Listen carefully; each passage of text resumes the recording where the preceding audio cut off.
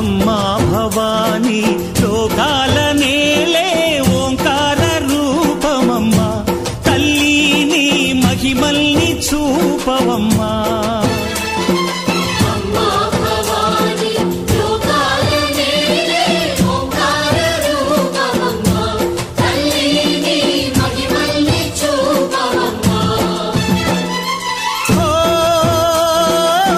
సృష్టికే దీపమా, శక్తికే మూలమా, సింహరథమే నీదమ్మా.